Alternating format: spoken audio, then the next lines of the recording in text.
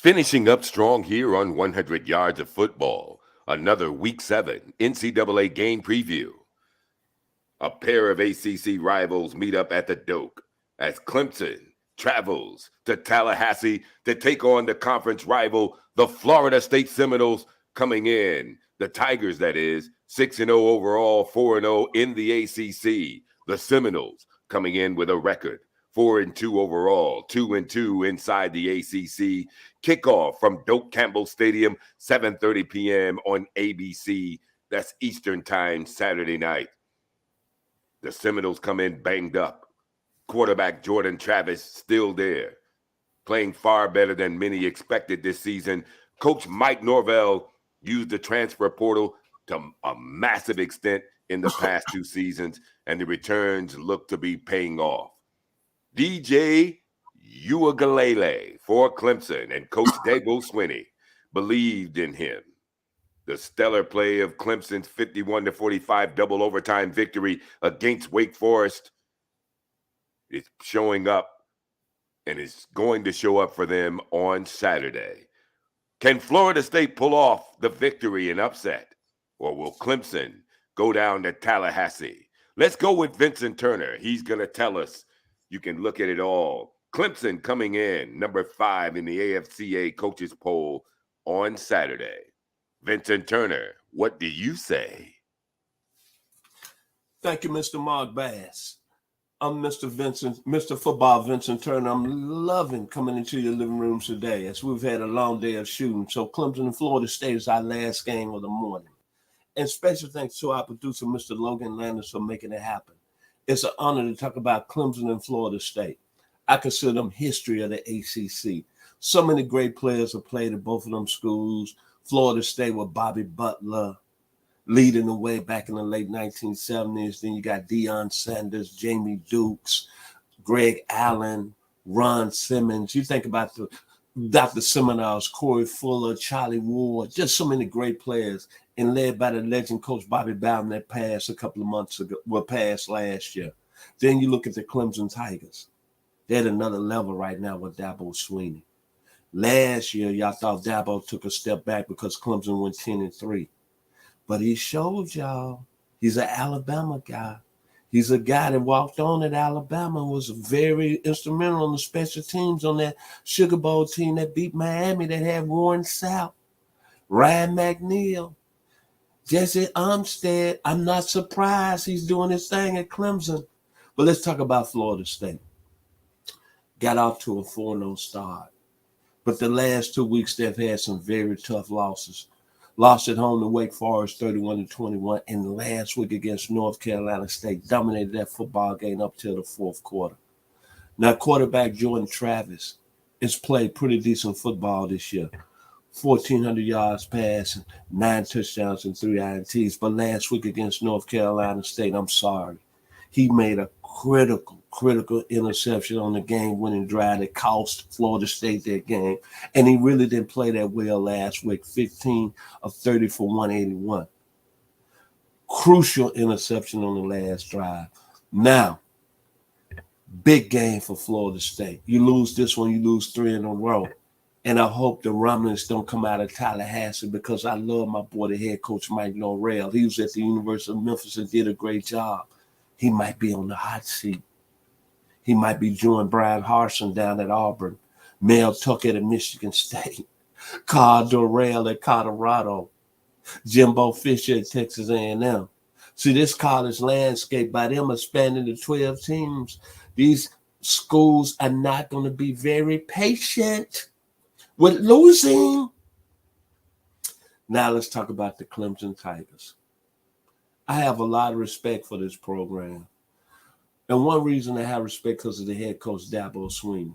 He's a guy that's going to recruit a certain type of player. As you said, you got to meet that culture. And last year, I was just amazed how the media pounded on Dabo and his football team. And they went 10-3.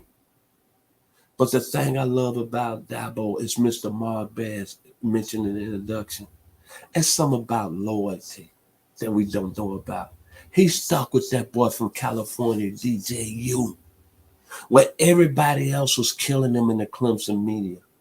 But Clemson is ranked number 4 in the country, and they 6-0 in DJU. It's the player that I knew when I saw him as a true freshman against Notre Dame when he replaced Trevor Lawrence and threw for over 400 yards. 1,462 yards on the season, 14 touchdowns, 2 INTs, 311 yards rushing, 74.5 QB rating, QBU. And then, see, I watched this college football real closely. And I looked a week before last against Wake Forest. Clemson got torched. Sam Hartman, he did his thing. He threw for 6 touchdowns.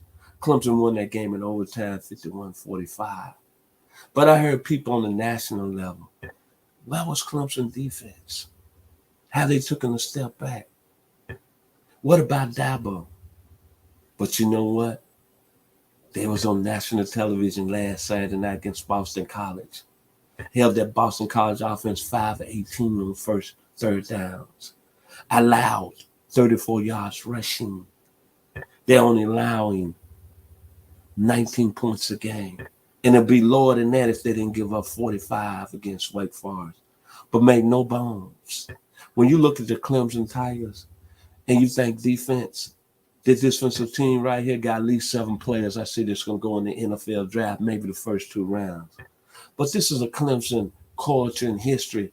When you talk about great defensive players, Jeff Davis, Jeff Bryant, William Perry, Michael Dean Perry, Chester McLaughlin, Robert O'Neill, Laverne Kirkland, Preston Buckner, John Johnson, James Trapp, Brian Dawkins, Arlington Nunn, Dexter Davis, Terry Kennard, Jim Stuckey. Make no bones. Clemson is going to always be there because of the defensive history, and Dabo Swinney is back on the level. And they are a dangerous football team. So Clemson 31, Florida State 17 down there in Tallahassee. They're going to make a statement. Dabo is coming back. And he's coming back with his defense playing well. KJ Henry, Miles Murphy, Brian Breezy, Tyler Davis, Barrett Carter, Swanee, Georgia, Jeremiah Trotter Jr., I know his father is happy, Hooks, Texas, Trenton Simpson, Xavier Thomas came back last week. And boy, y'all put it down hard on this young man who I saw playing high school at Westlake here in Atlanta metro area. Nate Wiggins had a tough game against Wake Forest, but he bounced back against Boston College. The Clemson Tigers are rolling into that football team. Trinity 3 at Clemson. Trinity 1 with Deshaun Watson. Trinity 2 with Trevor Lawrence. Trinity 3 with DJU. If you like the video today, please comment and share it. I surely appreciate it at 100 Yards Football. Special thanks this morning to my man, Mr. Mark Bass. Special thanks to our producer, Mr. Logan Landis. My final words here, as we've been shooting all morning. Stand up if you're from the 901 Memphis, Tennessee. Stand up, baby. Orange Mound, Whitehaven, Glenview, Hamilton High School, Southside, Pine Hill, Prospect Avenue, 1248 Single Trees. Stand up. 901 Memphis, Tennessee. Stack Records, baby. David Porter also. God bless.